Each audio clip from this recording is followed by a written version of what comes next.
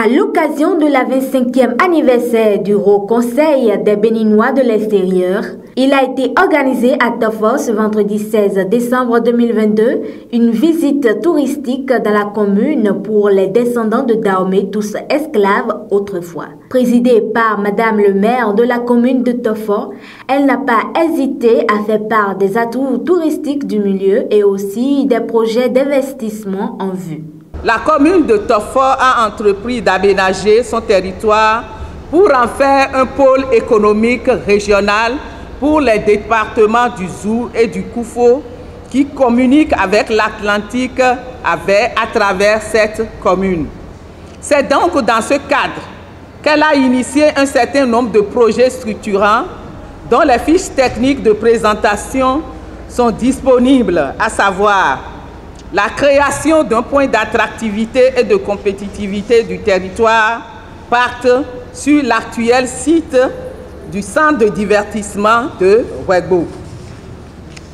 La création d'un jardin botanique médicinal à Tofor, la création de coopératives agricoles de jeunes dans tous les arrondissements de Tofor, la promotion de l'amélioration de la souche de la banane plantain, label de Tofor, la fourniture d'eau potable dans les écoles maternelles et primaires de la commune de Tofor, l'aménagement du lac Rlan, dont j'ai parlé tout à l'heure, et de sa berge, aux fins d'exploitation touristique dans l'arrondissement de Pomé, la gestion touristique des ressources naturelles et historiques de la commune par les femmes.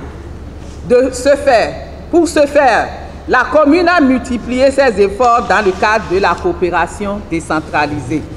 Sud-Sud, entre pays africains et Sud-Nord, avec les villes européennes, les États-Unis et les Caraïbes, avec l'appui des organisations des Béninois de la diaspora. Créer un point d'attractivité et de compétitivité à Ouégo et plus globalement dans la commune de Tofor participe de la construction de ce pôle sud selon les orientations de l'agenda spatial et s'inscrit aussi dans les grands piliers du programme d'action du gouvernement, surtout dans l'AS3 et le pilier 7 qui vise surtout l'amélioration de l'accès des populations aux services sociaux de base et à la promotion sociale et le renforcement du développement équilibré et durable de l'espace national. D'importants fonds se mobilisent déjà pour accomplir ce projet d'envergure internationale. Nous avons estimé, avec l'apport des architectes, à une bagatelle de 3 milliards de francs CFA. Et pour cela, nous annonçons dans le trimestre de 2023, nous allons lancer un appel de levée de fonds pour nos investisseurs. Nous avons déterminé la part seulement à 100 000 bien sûr et 30 000 parts de 100 000 pour commencer. Et ça commence d'abord par notre session aux USA et maintenant avec l'apport du ACDE Monde, nous aurons des investisseurs de toutes les sessions du ACDE. Ce que Tofor bénéficie, c'est des potentiels investisseurs. Déjà, le Haut Conseil des Béninois de l'extérieur, en partenariat avec la mairie, a pu repérer dans le pacte du gouvernement pour le développement de la commune de Tofor le projet, par exemple, de l'hôtel et de la salle de conférence pour lequel nous sommes déjà en train de chercher des investisseurs.